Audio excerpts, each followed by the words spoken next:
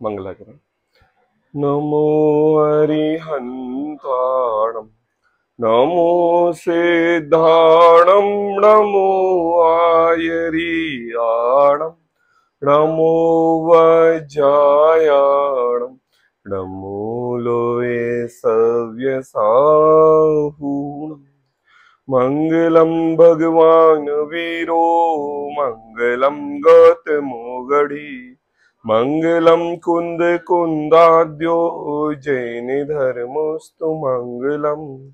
सर्व मंगल मांगल्यम सर्व कल्याण कारकम प्रधानम सर्वधर्माणां जैनम जयतु शशिनम्।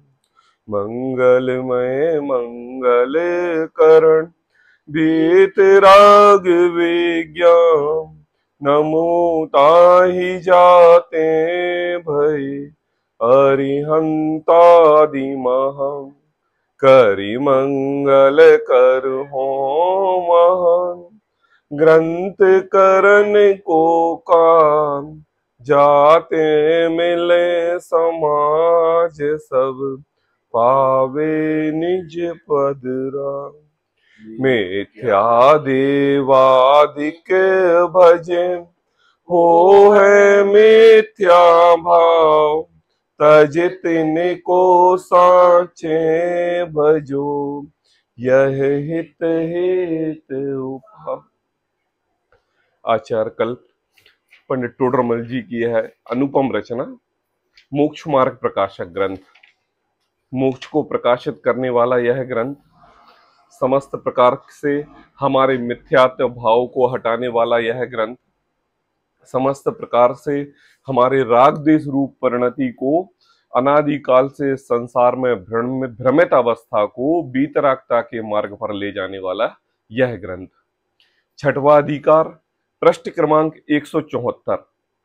कल हमने थोड़ी सी चर्चा यहां पर क्षेत्रपाल पद्मावती पूजने के निषेध पर की थी परसों के दिन, और कल हमने टोडरमल जी के द्वारा कैसे हम पंचेंद्रिय सैनी होते हुए भी देवादिक जो व्यंतरादिक देव हैं वह मनुष्य गति के स्वरूप को चाहते हैं, क्योंकि उनके अंतरंग में काम भोग विलास की कथा बहुत होती है और वो बीतरागता चाहते हैं, उससे थक चुके होते हैं। और यह मनुष्य अपनी इस गति को समझता नहीं है, मतलब देव व्यंतर मनुष्य बनना चाहते हैं और यह जीव मनुष्य होते हुए भी देव बनना चाहता है। देव तो छोड़ो, यह जीव अपनी कीमत ना करके त्र्यंचादिक को पूजने लगता है। अरे त्र्यंचादिक की तो छोड़ो, यह जीव एक इंद्रिय वनस्पति जल कायक जीवो अग्नि कायक को पूजने लगता है। अरे उनकी तो छोड़ो, परद्रव्य जो जिसमें अचेतनता है, मिट्टी पत्थर है ना, सड़क, मतलब जैसे भी जो अन्य पदार्थ है, पानी, अन्य जो है कहते हैं वृक्ष अग्नि तथा शस्त्र दवात आदि अचेतन पदार्थों को पूजने लगता है, जो सर्व प्रकार से हीन प्रत्यक्ष में भाषित होते हैं। मतलब इस जीव की पराकाष्ठा तो देखो कि ये स्वयं तो ऊंचा है और स्वयं ऊंचे होते हुए अपनी स्थिति को ना जानकर यह जीव एक इंद्रिय दो इंद्रिय अचेतन पदार्थों को पूजने लग जाता है। ऐसे इस जीव का तत्व श्रद्धान परद्रव्य के प्रति रहा। फिर टोडरमल जी ने एक बात और कही कि देखो तो मिथ्यात्व की महिमा। बाबा ऐसा मिथ्यात्व, मतलब ये जो मिथ्यात्व गाढ़ा वाला जो अघृत रूप अनादिकाल से चलता आ रहा है वो नहीं, वो तो इस जीव के है क्योंकि अनादि से है ही ये जीव। ये मिथ्यात्व है ऐसा कि जो इस कार्य में, इस पर्याय में और विशेष रूप से मनुष्य गति में मिला, ऐसा मिथ्यात्व। बोले कैसा कि यह लौकिक में भी पर जीवों को जो अपने से छोटे गति के जीव रहते हैं उनको नमस्कार करने में तो अपने आप को निंद मानता है ना, और उनसे भी जो निंद है कौन, मिट्टी पत्थर टीले पहाड़ वृक्ष, इनको पूजता है। हाँ एक इंद्रिय है और कई तो अचेतन है जिनमें जीवपना है ही नहीं। मतलब देखो तो इस मिथ्यात्व की महिमा कि यह जीव अंधा है इस मिथ्यात्व के कारण। और हाँ हाँ शस्त्रादि कहा कि देखो लोक में नीचे अपने से नीचे को नमन करने में तो अपने को निंद मानता है, और मोहित होकर रोड़ों तक को पूजने में निंदपना नहीं मानता। ये बात टोडरमल जी ने कहा। कल एक चीज और कहा टोडरमल जी, कुदेवों से मेरा प्रयोजन कैसे सिद्ध होगा? ये प्रश्न करो आप अगर अपने अंतरंग में बैठ के विराजमान होकर व्यंतरादिक देवों को, कोई कुदेवों को या एक इंद्री द्वेंद्र आदि जिनसे भी, चलो आपने गाय को नमस्कार किया या गाय को प्रति समय आप क्षण क्षण पर प्रणाम करते हो, मुझे ये बताओ आप उसमें एक देवी के रूप मानते हो, तो टोडरमल जी आपसे पूछ रहे हैं कुदेवों से मेरा प्रयोजन कैसे सिद्ध होगा? क्या कहा कि अगर आप देवी का रूप मान रहे हो तो आप अपना गाय से क्या प्रयोजन सिद्ध करना चाह रहे हो? क्या हमें दूध देती है, ये प्रयोजन सिद्ध करना चाह रहे हो? तो दूध तो बकरियां भी देती हैं, ऊंट भी देते हैं। कौन सा जीव जो स्त्रीलिंग पर्याय में होगा और त्रियंच में दूध नहीं देगा? सब देंगे। लेकिन आप केवल गाय में ही देवी का स्वरूप मान रहे हो और अन्य को आप लाठी से मार मार के भगा रहे हो। तो देखो कैसे कुदेवों से मेरा प्रयोजन कैसे सिद्ध होगा, ऐसा बिना विचारे। टोडरमल जी ने कहा 174 नंबर पैराग्राफ पेज पर बीच वाली लाइन, बिल्कुल सेंटर बीच वाली लाइन अंडर कोड में लिखा हुआ है ना। कुदेवों से मेरा प्रयोजन कैसे सिद्ध होगा, ऐसा बिना विचारे। एक बार विचार करे तो प्रश्न खड़ा हो, और प्रश्न खड़ा हो तो उसका समाधान मिले। आई बात? तो ऐसा बिना विचारे कुदेवों का सेवन करते रहता है। और क्या कहा? कुदेवों का सेवन करते हुए हजारों विघ्न होते हैं। और अगर कुदेवों के सेवन से तुम्हारा विघ्न रूपी हरण का प्रयोजन सिद्ध हो रहा हो तो ऐसी बात नहीं है, क्योंकि लौकिक में जो पूजते हैं उनके भी विघ्न होता है, और जो लौकिक में नहीं पूजते और वो सादर संपन्नता दिखाई दे जाती है। अर्थात व्यंतरादिक कुदेवादिक तुम्हारे सुखी दुखी करने में तुझे समर्थ नहीं। फिर एक पॉइंट और टोडरमल जी ने कहा कि तुम पुत्र के प्रयोजन से शीतलादिक देवी के लिए मानते हो, है ना। तो कई लोग जो शीतलादिक देवियों को मानते हैं उनके भी पुत्र जन्म के बाद मरते हुए दिखाई देते हैं, और कई जो उन शीतलादिक देवी को नहीं मानते उनके पुत्र होने के बाद भी 50-100 वर्ष तक जीवित दिखाई देते हैं। मतलब उनके निमित्त से बालक उत्पन्न होता है, यह बात सिद्ध नहीं होती। इस प्रकार सर्व कुलदेवों का मानना किंचित कार्यकारी नहीं है। किंचित पावा थोड़ा अल्प, ऐसा नहीं, किंचित। किंचित मतलब बिल्कुल भी नहीं कार्यकारी नहीं है। जब इस जीव को अपने तत्व पर श्रद्धा नहीं होगा और अतत्व पर श्रद्धा होगा तो वह सम्यक्त को कैसे धारण करेगा? मुझे बताओ, भगवान आत्मा बनने की विधि पर से होती है कि स्व से होती है? स्व से होती है। मैं आपसे पूछना चाह रहा हूं, दूसरे के लिए होती है कि स्व के लिए होती है? और विधि होने के बाद यह जीव मोक्ष तत्व सिद्धत्व अपने में प्राप्त करता है कि दूसरे में प्राप्त करता है? जब तीन सवाल अपने ऊपर खड़े करोगे तो इस जीव की परद्रव्य के प्रति आस्था, श्रद्धा और चारित्रपना हटे बिना रहेगा नहीं, क्योंकि स्वतः की क्रिया स्व के लिए और सुख के आनंद स्वयं के प्राप्त करने के लिए यह क्रिया है, उसमें परद्रव्य के प्रति श्रद्धा का कोई भी अंश नहीं है। ऐसा किंचित मात्र भी कार्यकारी नहीं है। यहां कोई कहे, एक प्रश्न है यहां पर 174 नंबर पैराग्राफ पर सबसे नीचे, कार्यकारी तो नहीं है, ठीक है ना। यहां पर एक शंका कर रहा है श्रावक, कार्यकारी तो नहीं है। मतलब मैंने आपकी बात मान ली कि जो जो आपने सिद्धांत वाक्य बताए बिल्कुल 100% सही है, क्योंकि हमारे कुछ मित्र यार या हमारे पितृजन जो भी देवी देवताओं को पूछते थे उनके सारे कार्य सिद्ध नहीं होते थे। मैं अपनी दादी से परदादी से पूछते रहता था कि आप अपनी दादियों को, आप अपनी इन कुल देवियों को पूजते हो लेकिन फिर भी आप गरीब क्यों हो? ऐसा हमने प्रश्न दादी से किया, कहानी सुना रहा हूं।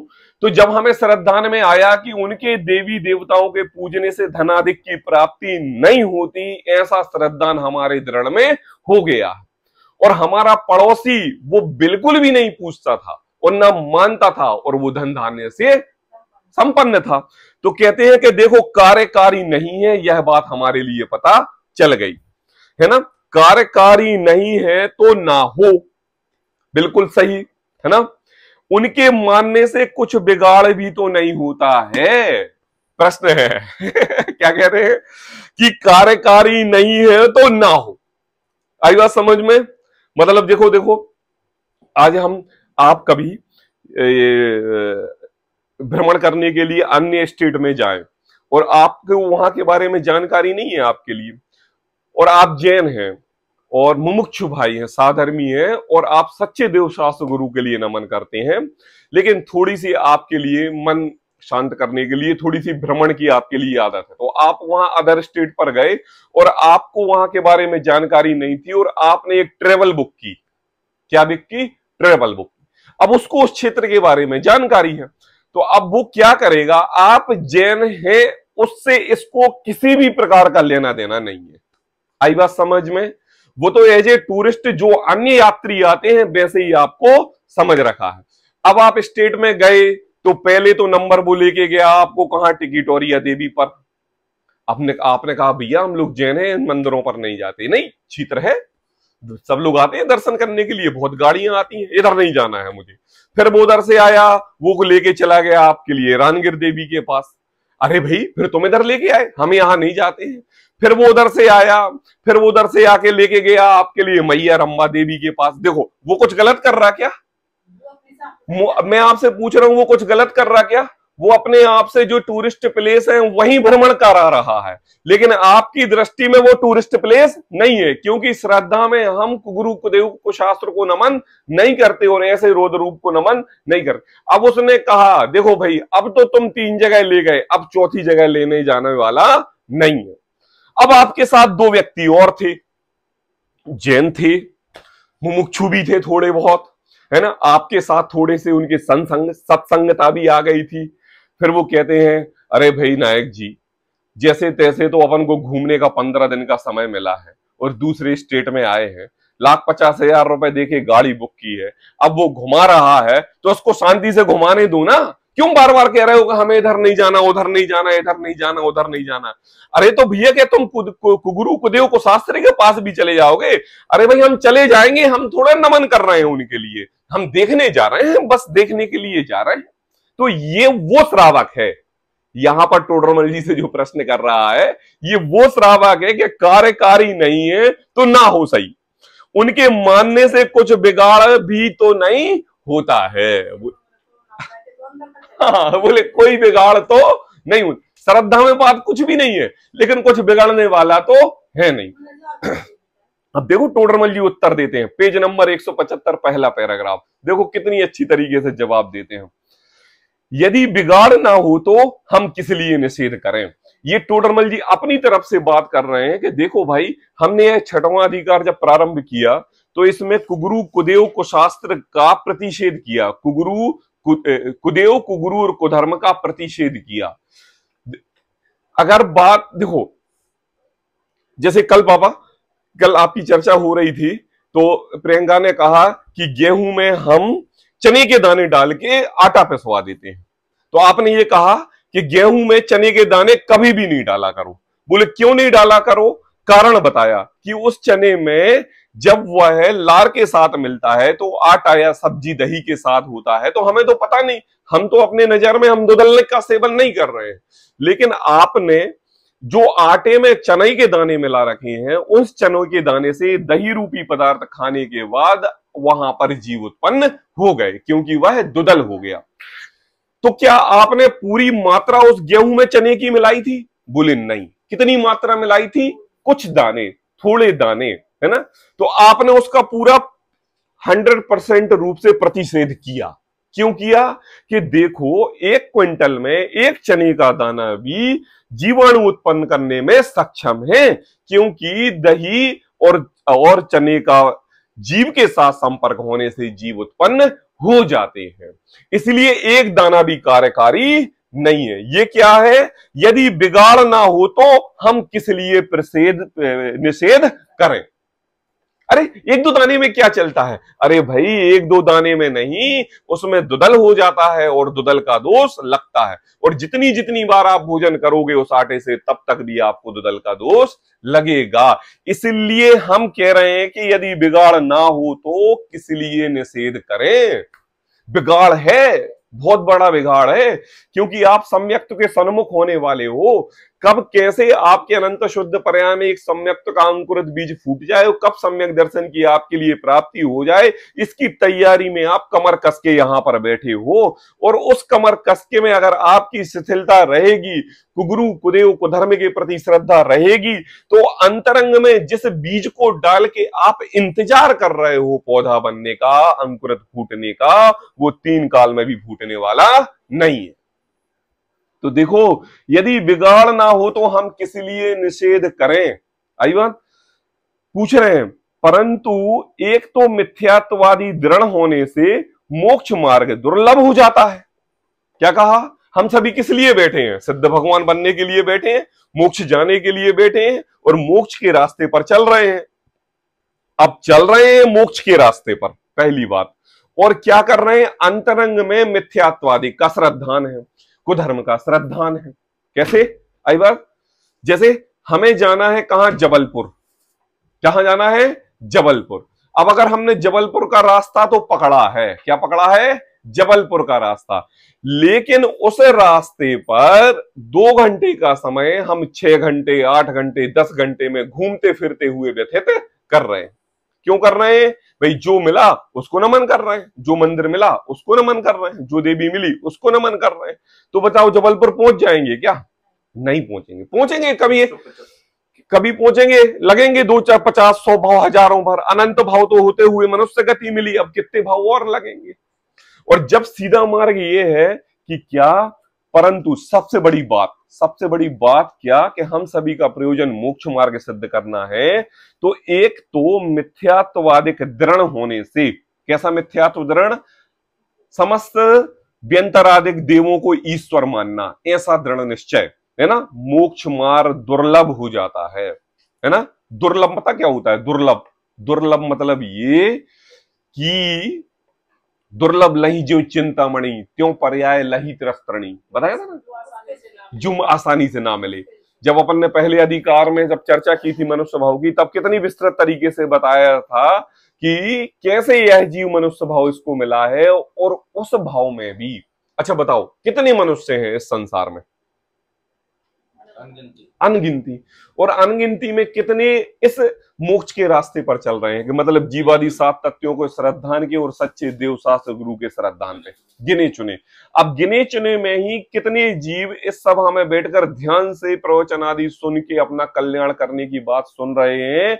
और ये तो 1 घंटे की बात है, 24 घंटे में कितने समय ऐसे जीवों को अपनी आत्मा का श्रद्धान होता है? बिरले और बिरले। अब और बिरले में ही अगर उनका मिथ्यात्ववादी गाढ़ा है और किंचित किंचित मात्र से उनका परद्रव्य के प्रति लक्ष्य जाता है, तो वो भी यह जीव सम्यक्त को प्राप्त नहीं कर सकता। लाखों करोड़ों अनंतों जीव में ऐसे 6 महीने 8 समय में 608 ही जीव, पापा कितने? 6 महीने 8 समय में 608 ही जीव मोक्ष गति को प्राप्त कर पाते हैं। अब बताओ, उनमें हमारा नंबर कौन सा है? हाँ, एक बूंद जहर की डाली, एक ही तो डाली है, लेकिन पूरा दूध जहरमय हो गया कि नहीं? अब ये बताओ कि इतने सब काल होने के बाद हमारा कब मोक्ष जाना निश्चित है? और सुनो, हमने उस मोक्ष अवस्था की 50% गति इस मनुष्य भाव तक आकर प्राप्त कर ली है। अब ये भी सहायता दे दी आपके लिए, कितनी? कि मनुष्य गति भी मिल गई, जैन कुल भी मिल गया, जिनवाणी भी मिल गए। और अब ऐसे मलेच्छ स्थान पर पैदा नहीं हुए जहां पर हमें अभक्ष भक्षण खाना पड़े। यहां पर जैन कुल में भक्ष लेते हुए भी सब प्रकार संपन्न करते हुए कि अगर हम कल्याण ना करें तो अब हमारे कितने भाव हैं, जबकि आधे रास्ते पर हम आ चुके हैं। तो यहाँ टोडरमल जी कहते हैं कि दुर्लभ हो जाता है। दुर्लभ मतलब कि जो दोबारा मिलना बहुत कठिन हो जाता है, ऐसा दुर्लभ है ना। यह बड़ा बिगाड़ है का क्या? देखो, एक तो मिथ्यात्ववादी दृढ़ होने से मोक्ष मार्ग दुर्लभ हो जाता है, यह बड़ा बिगाड़ है, बड़ा बिगाड़, सबसे बड़ा बिगाड़। और दूसरे, पाप बंदे होने से आगामी दुख पाते हैं, यह बिगाड़ है। यह बिगाड़ है। कैसी बात? पाप के कार्य किए, उससे अगला भाव मिला, अगले भाव में त्र्यंचादिक कार्य की हुए, पर्याय धारण की, तो उसमें केवल आपका एक भाव बिगड़ा। कौन सा भाव बिगड़ा? एक भाव। जैसे कार्य करोगे इस भाव में वैसी तुम्हारे लिए पर्याय होगी। क्रूर पर्याय त्र्यंच रूप होगी, शांत पर्याय देव रूप हो जाएगी, पुण्य रूप पर्याय अच्छे देव रूप हो जाएगी, और अंतरंग में 24 घंटे की मारने काटने की पर्याय नरक रूप हो जाएगी। इस पर्याय में जो भी कार्य करोगे वह अगली पर्याय का निर्णय करेगी कि आपने क्या कार्य किए हैं। तो केवल आपका एक पर्याय का बिगाड़ होगा, सिर्फ एक, ज्यादा नुकसान होने वाला नहीं है। लेकिन अगर आपने श्रद्धान में कुदेव, कुधर्म और कुगुरु का संसर्ग लिया तो उससे मोक्ष मार्ग दुर्लभ हो जाएगा। ये महाबिगाड़ है। कितने पर्याय का? एक पर्याय नहीं, दो नहीं, तीन नहीं, अनंत अनंत पर्याय का बिगाड़ हो जाएगा। मोक्ष मार्ग ही दुर्लभ हो जाएगा। कब जिनवाणी मिलेगी, कब गुरु मिलेंगे, कब बात समझ में आएगी, कब तक ये ग्रंथ रहेंगे, कौन सी पर्याय में हम रहेंगे, मनुष्य गति में आ गए तो कोई ये बात समझ में आने वाली है कि नहीं है। ये सब थोड़ा सा एक लगाओ, आप पॉइंट एक दूसरे से जोड़ो कि आज अगर हम जैन कुल में ना होते और किसी अन्य व्यक्ति को यहां बिठाते और ये बात समझाते तो उसको समझ में आने वाली थी नहीं। और ऐसे अगर हम हो गए तो कहां। इसलिए टोडरमल जी कह रहे हैं कि ये महाबिगाड़ है, और एक पर्याय का नुकसान हो जाए ना तुम्हारा, है ना, तो वो तुम्हारे लिए ठीक है, लेकिन श्रद्धान में कभी गुरु कुदेव को शास्त्र का निरूपण अंतरंग में नहीं होना चाहिए। क्या कहा कि अगर तुम्हें आज तक इस अवस्था में तुम्हारी पर्याय बंध गई, मान लो हम देव बनेंगे, मान लो हम त्रेंच बनेंगे, मान लो हम नारकी बनेंगे, या किसी मनुष्य भाव के जीव बनेंगे, बन गई ना, है ना। अब उसमें तो कोई बिगाड़ सुधार होने वाला नहीं। चलो हमने छूट दे दी, ठीक है, अब छूट है तुम्हारे पास। एक ही पर्याय का नुकसान होगा ना, हाँ कोई बात नहीं, लेकिन अब तुम्हारे हम अनंत भाव सुधार सकते हैं। बोले कैसे? बोले तुम अपनी श्रद्धा में सर्वप्रथम तो परद्रव्य मेरा कर सकता है ऐसी मिथ्या मान्यता निकाल दो। और जब निकालोगे तो अगले भाव की तो गारंटी है कि तुम्हें कोई ना कोई पर्याय मिलेगी, लेकिन उस पर्याय के बाद तुम्हारे अनंत भाव छूट जाएंगे और तुम मोक्ष मार्ग की ओर चले जाओगे। ये दृढ़ निश्चय है।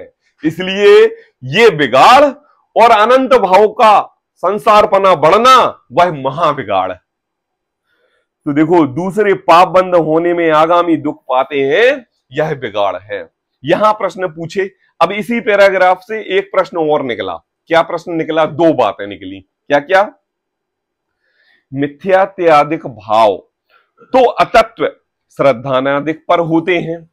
कैसी बात पापा? ये जो शंका कर रहा है ना, ये श्रावक पंडित टोडरमल जी के सामने सभा में पहले अधिकार से व्यवस्थित नित्य प्रति समय चिंतन के साथ बैठा था, और उसने चौथे अधिकार में जीवादि 7 तत्वों का यथार्थ स्वरूप का निरूपण किया था, और निरूपण करके कमर कसी थी कि मैं मोक्ष मार्गी हूं और अगले भाव 2-4 भाव में मैं मोक्ष के लिए जाऊंगा, क्योंकि मुझे पता चल गया कि जिन तत्वों को मैं अपना कार्यकारी समझ रहा था वो तत्व हमारे कल्याण के कार्य नहीं है।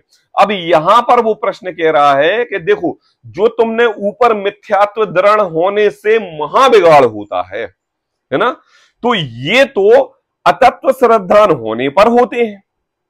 अतत्व मतलब जीव अजीव आश्रव बंध संवर निर्जरा मोक्ष, इनके बारे में सही निरूपण ना करना, यह अतत्व श्रद्धान है। सही बात उसने गलत कहा क्या? पूछ रहा हूं, नहीं कहा ना गलत। दूसरी बात, और पाप बंद खोटे बुरे कार्य करने से होता है।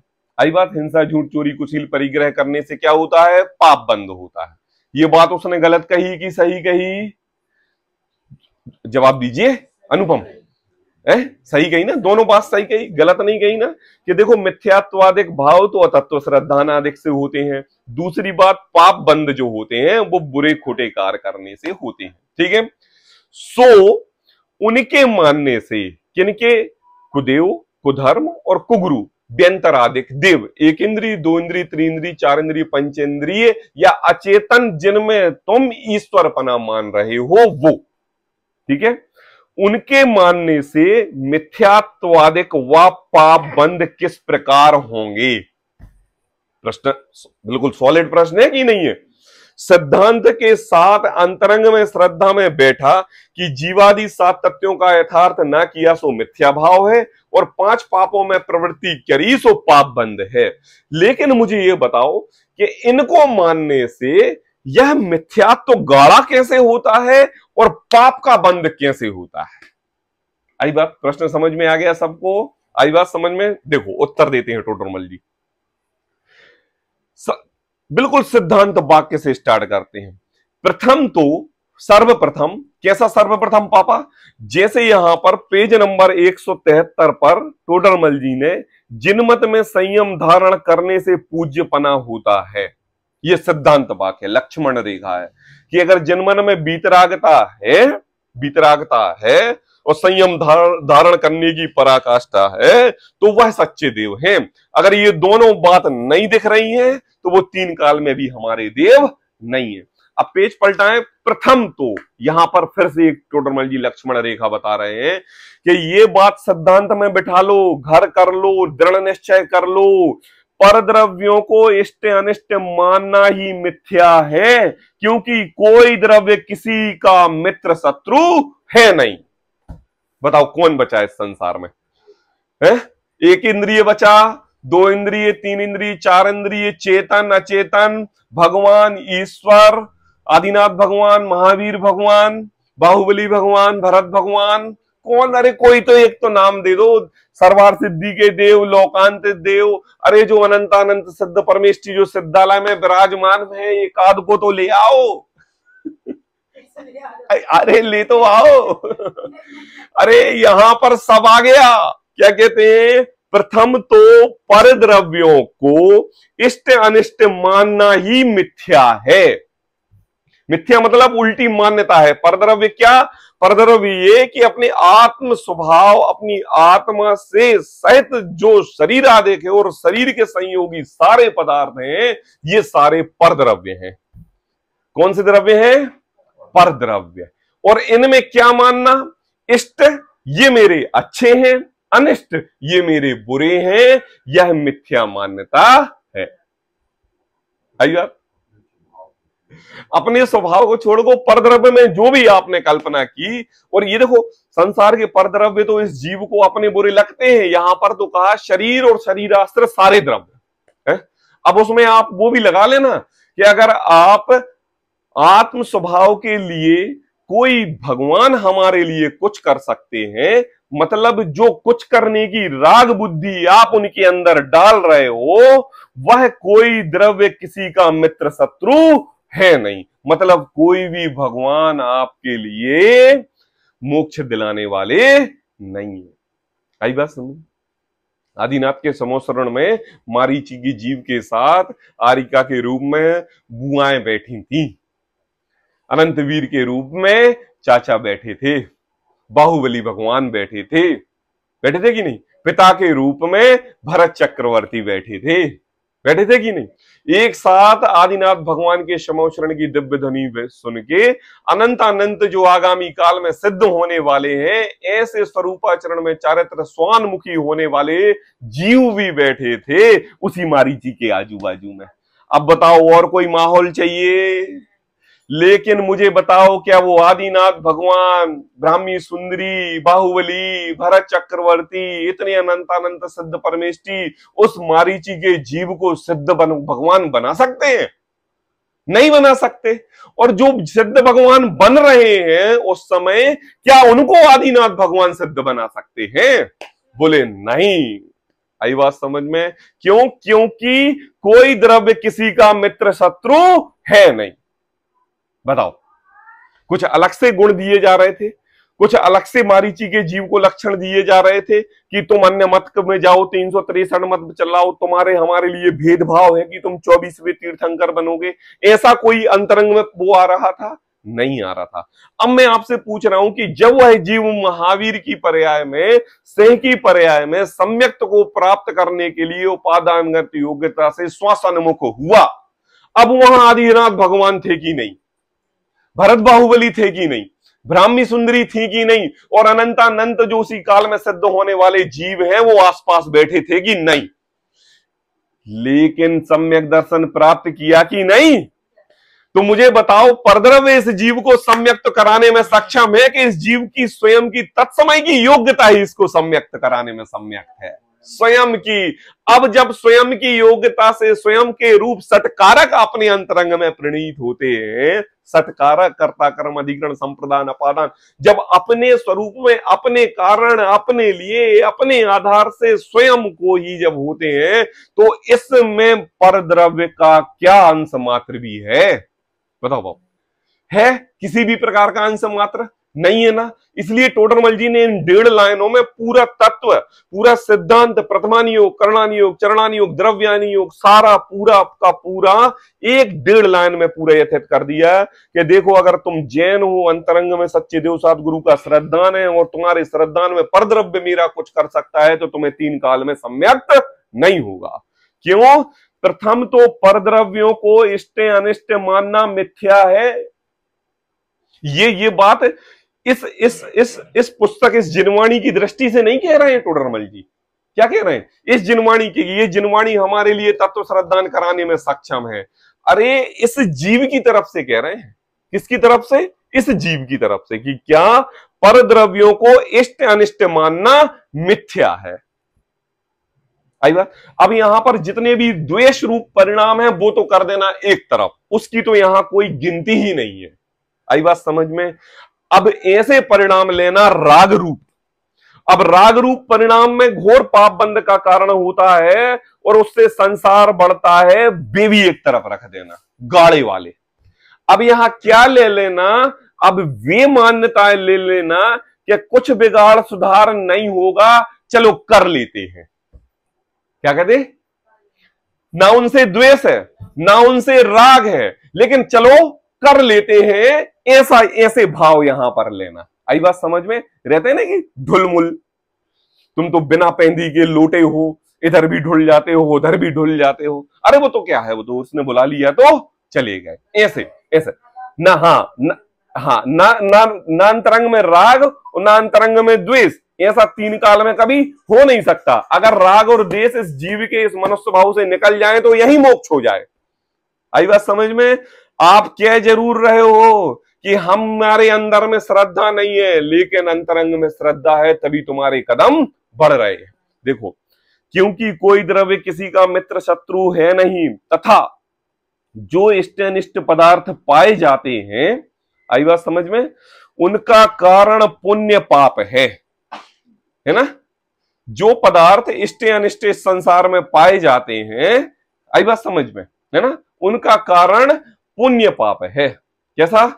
मैं आप सबसे पूछना चाह रहा हूं कि अनुपम, तुम ये जो घड़ी पहने हुए हो, ये तुम्हें अच्छी लगती है कि नहीं?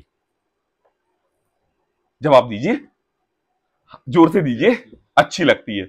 अच्छा, मैं आपसे पूछना चाह रहा हूं, जब तुम ये घड़ी खरीद कर लाए थे, तब की इच्छाओं में, अच्छे में और आज के अच्छे में क्या अंतर है? क्या अंतर? पहले कम थी कि अब ज्यादा है, कि पहले ज्यादा थी अब कम है? अब कम है, पहले ज्यादा थी। क्यों? मैं जवाब पूछना चाह रहा हूं। जब नई थी और अब क्या हो गया है? ये पुरानी हो गई है। तो पुरानी आपको कैसे लग रही है कि ये पुरानी हो गई है? थोड़ा सा भेद विज्ञान करें अपन। प्रज्ञा छेनी घिसे ना, सोना घिसता है ना कसौटी पर, तब जब निकाल के लाता है ना कि हाँ ये। मैं आपसे पूछना चाह रहा हूं कि यह पुरानी कैसे हो गई? बताओ, जवाब दो।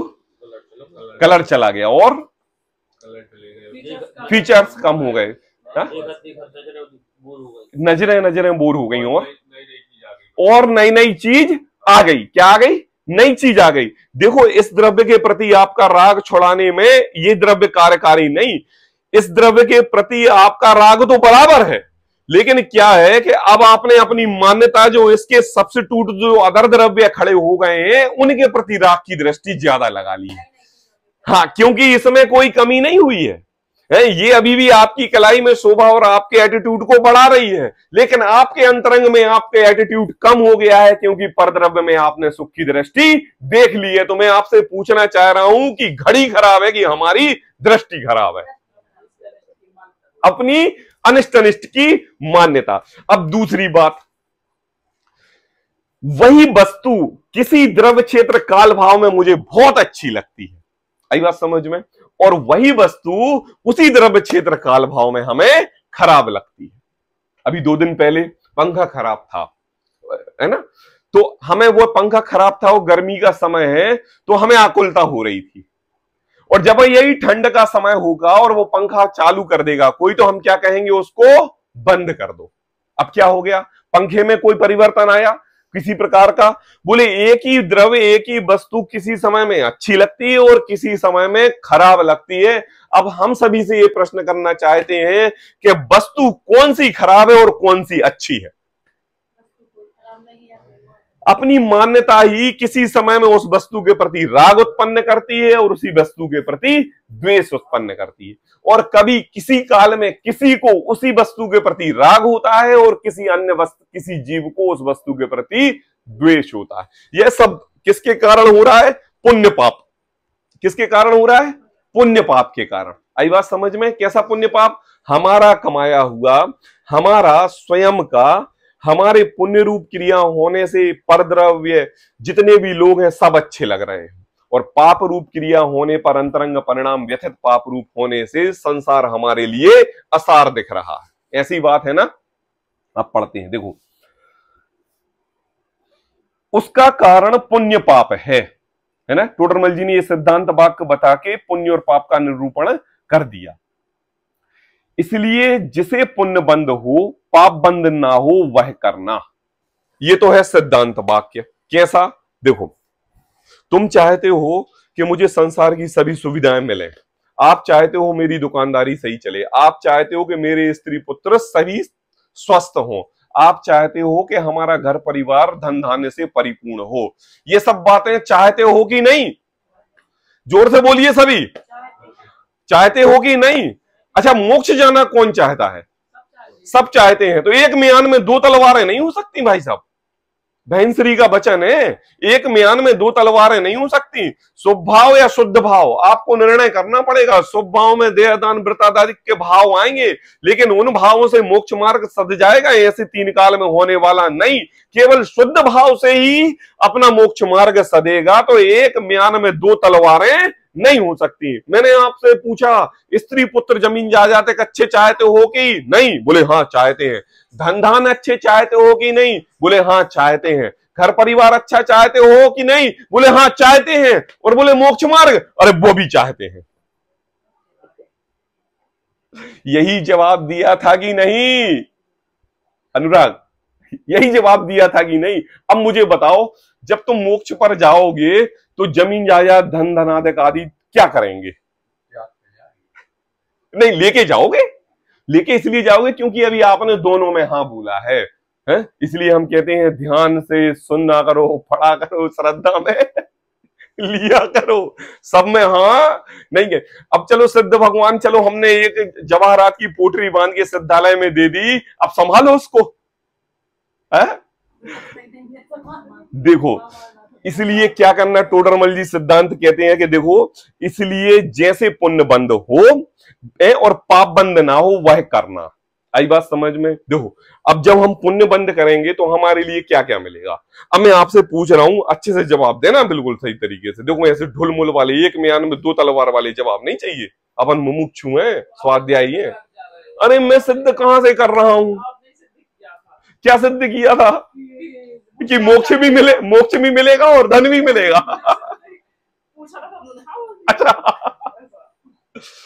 अरे आप तो ये बोलो, अरे 3 काल में नहीं चाहते, प्रति समय यह चाहते हैं कि कब हम इस संसार सागर से छूट के सिद्धालय में विराजमान हो। हे प्रभु, हमारा तो एक ही देह है कि हम सिद्धालय में ही विराजमान हो और कहीं जाने की हमारी प्रवृत्ति नहीं है। अब देखो, टोडरमल जी कह रहे हो उस व्यक्ति को समझाने के लिए जो कह रहा है कि मिथ्यात्व और पाप बंद होता है, तो देखो, सर्वप्रथम तो ये धारण करना कि हमें ऐसे कार्य नहीं करना है कि जिससे पाप बंद हो। क्यों? पाप बंद होगा तो क्या होगा? देखो, आप नरकों में जाओगे तो मैं आपसे पूछ रहा हूं, वहां आपको जैन कुल मिलेगा? ऐसा नहीं, हाँ या ना जवाब देंगे सभी। जिनवाणी मिलेगी कि नहीं? जिन गुरु का समागम मिलेगा नहीं? चारण रिद्धिधारी मुनिराज आएंगे आपको तत्वोपदेश देने के लिए? नहीं। यह सबका मूल कारण क्या? पाप बंद। पाप बंध के कारण ही आपने ये नीच गति मिली। अब मैं आपसे पूछ रहा हूं, पुण्य बंध हुआ, शुभ कार्य किए, दान व्रतादिक संयम आदिक 5 पाप से रहित हुए तो शुभ बंध होके आपको देवगति मिली, है ना। देवगति आपके लिए मिली तो आपके लिए वहां तत्व चर्चा करने का समय मिलेगा कि नहीं मिलेगा? हाँ, तिथि सागर तक करते हैं, तत्व चर्चा करने का समय मिलेगा। और अगर मनुष्य गति मिल गई तो क्या पता जैन कुल ही मिल जाए, और जैन कुल में रुपए पैसों से धन धान्य परिपूर्ण हो जाए, और उस धन ध्यान परिपूर्ण से हम समाज के लोगों को मंदिर बनवाने में दान भी दें और साथ में जिनवाणी छपवाकर उसका स्वाध्याय भी करें। ये सब पुण्य बंध के कारण है। देखो, ये पुण्य बंध से मोक्ष मिलेगा, मैं ये बात नहीं कह रहा हूं। आप पुण्य बंध से संसार सामग्री, स्त्री पुत्र से धन धान्य, रुपए पैसों से परिपूर्ण जैन कुल, जैन पर्याय, जिन गुरु का समागम, ये सब मिलके आप अपना कार्य तत्व आराधना करने में लगाओगे। अब मैं आपसे पूछ रहा हूं कि हमारे लिए इस संसार में पुण्य बंध लाभकारी है कि पाप बंध लाभकारी है? पुण्य बंध लाभकारी है संसार के लिए, मोक्ष के लिए नहीं, संसार के लिए। क्या है? पुण्य बंध लाभकारी है। क्यों? क्योंकि उसमें आज जो हमें 1 घंटे का समय जनवाणी सुनने का मिला है, ये पुण्य बंध के कारण मिला है। मिला है कि नहीं? मिला है कि नहीं? तो हम ये चाहते हैं कि हम ऐसे काम करें कि हे प्रभु, अपने अंतरंग में ऐसी तीक्ष्णता नहीं आई है कि हम अपने प्रज्ञा छेनी से शुभ अशुभ भावों को शुद्ध भाव से पृथक कर सकें, तो केवल शुभ भाव ऐसे होते रहें कि ऐसा कार्य करें कि हमें अगले समय में जिनवाणी, जिनकुल और जैन धर्म मिले। आई बात समझ में? एक अपेक्षा से तो सही है। तो टोडरमल जी ये कह रहे हैं कि देखो, इसलिए जैसे पुण्य बंध हो और पाप बंध ना हो वह करना। कहा कि नहीं टोडरमल जी ने? करना, ठीक है ना। करना मतलब बिल्कुल 2 टूक में जवाब, है ना। वैसे भाव करना, वैसे कार्य करना, वैसे आचरण में लेना कि पुण्य बंध हो। और पुण्य बंध होने से तुम्हें मोक्ष नहीं मिलेगा 3 काल में, संसार मिलेगा, मनुष्य गति मिलेगी, जैन कुल मिलेगा, जिन धर्म मिलेगा, जिनवाणी मिलेगी, और क्षम का ज्ञान इतना रहेगा कि तुम जिनवाणी की बात सुन सको और समझ सको। अनुकूलता। तथा यदि कर्म का उदय का भी निश्चय ना हो, क्या कहा? अब देखो, दूसरे व्यक्ति की बात कर रहे हैं कि देखो, तुम्हारे लिए कर्मों के प्रति यथार्थ श्रद्धा नहीं है कि हम पाप कार्य करेंगे तो कर्म बंद होगा, कर्म बंद से नीच कुल मिलेगा, नीच कुल से जिनवाणी दूर चली जाएगी, और पता नहीं कितने सागर हम संसार में भटकेंगे। इसका निर्णय नहीं है। मतलब आप कर्मों से डर नहीं रहे हो, उसके कर्मों के अस्तित्व को पहचान नहीं रहे हो कि कोई कर्म भी कोई इस संसार में चीज है। यदि कर्म का उदय का भी निश्चय ना हो, एक बात याद रखना, कर्म के उदय का निश्चय ना हो कि ये जो पाप परिणाम हो रहे हैं ये कर्मों के उदय से हो रहे हैं। आज जो जिनवाणी समझ में नहीं आ रही है, ये कर्मों के उदय से समझ में नहीं आ रही है। आई बात समझ में? ऐसा हमारे लिए दृढ़ निश्चय नहीं है। दूसरी बात, इष्ट अनिष्ट के बाह्य कारणों के संयोग वियोग का उपाय करे। क्या कहा? कि अंतरंग में कर्मों के प्रति श्रद्धा इस जीव को नहीं है, और इष्ट अनिष्ट के बाह्य कारण, ये मेरा अच्छा है, परद्रव्य मेरा अच्छा है, इस प्रकार के कपड़े मेरे पहनने में हमारा मान पुष्टि करेंगे, ऐसा बाह्य अच्छा और इष्ट अनिष्ट का संयोग वियोग का उपाय करे। अभी बात नहीं आई समझ में? टोडरमल जी अभी इसको हल्के में ले रहे हैं। कैसा हल्के में ले रहे हैं, है ना। अब मैं आपसे पूछ रहा हूं, शालिनी तुमने यही साड़ी क्यों खरीदी? अच्छी लगी इसलिए, ठीक है ना। अब मैं आपसे ये पूछ रहा हूं, इष्ट जो है ये तो कर्म बंधन का कारण है। कर्म बंधन पाप बंध रूप होता है, और पाप बंधन मतलब परद्रव्य के प्रति राग भाव अनंत संसार को बढ़ाने वाला है। तो जब आपने यह साड़ी खरीदी थी तो इसका विचार किया था कि नहीं?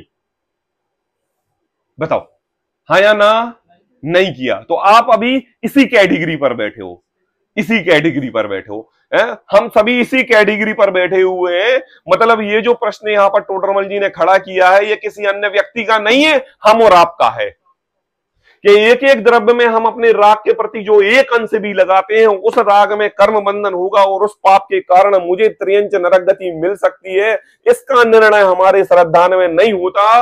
मतलब आप कर्मों की परिभाषा पढ़ते हुए भी कर्मों पर श्रद्धा नहीं कर रहे हो।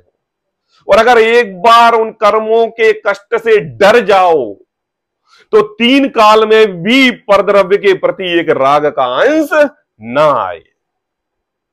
तो देखो, यदि कर्म का उदय का निश्चय ना हो और इष्ट अनिष्ट के बाह्य कारण, अच्छे बुरे के बाह्य कारण संयोग वियोग का उपाय करे, है ना, मेरे पास आ जाएं और मेरे से दूर चले जाएं। यह शर्ट मुझे अच्छी लग रही है तो मेरे पास आ जाए, और ये वाली शर्ट मेरे पर जचती नहीं है इसलिए ये शर्ट मेरे से चली जाए, ऐसा उपाय करे।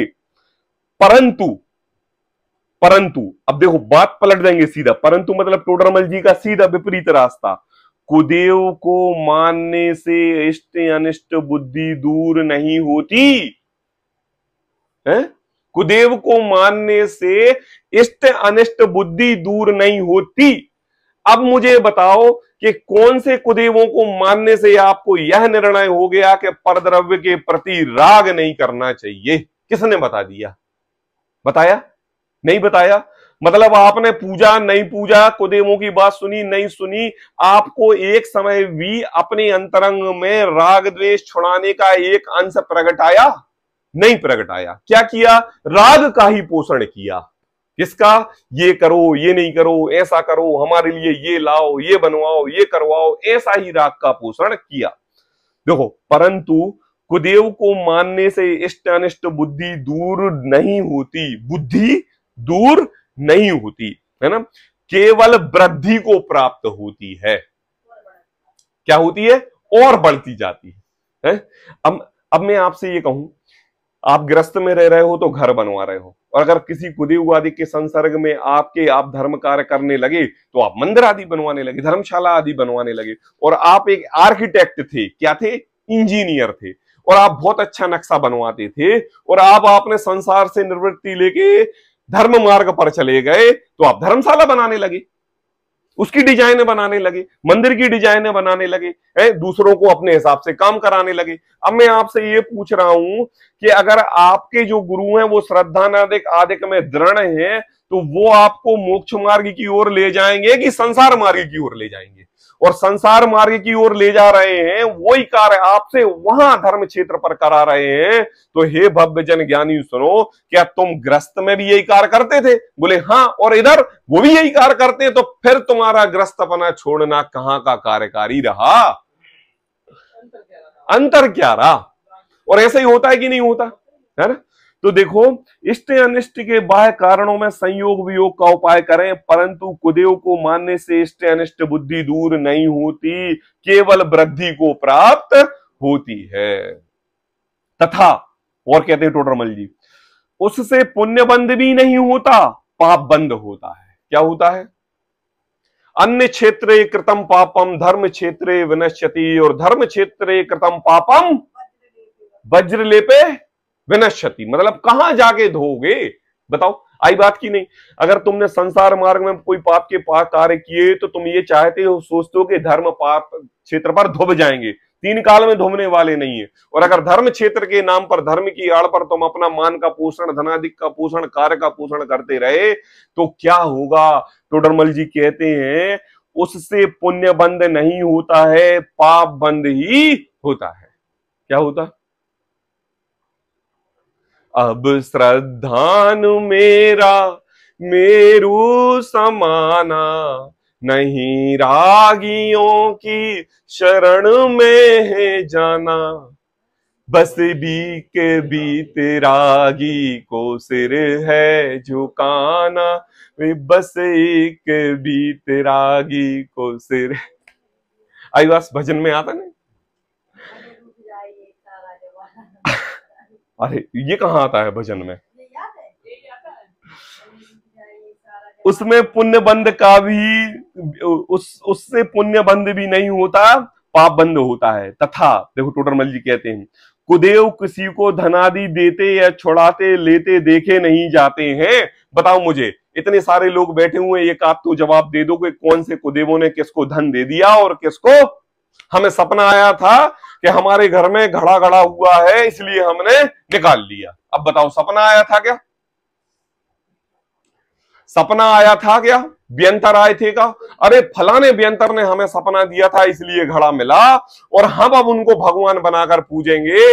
अरे टोडरमल जी कहते हैं पूर्व संस्कारों के निमित्त से उन्होंने उस वस्तु के प्रति राग इतना था कि पूर्व भाव में उस घड़े रूपी में अपना सब कुछ लगा के जमीन में गाड़ दिया और जमीन में गाड़ के प्रति समय उसी पर श्रद्धान रहा और उसी पर श्रद्धान होने से अकाल मृत्यु आ गई, वो किसी को बता नहीं पाए। अब जाके व्यंतर बन के उसकी रक्षा करने में लग गए।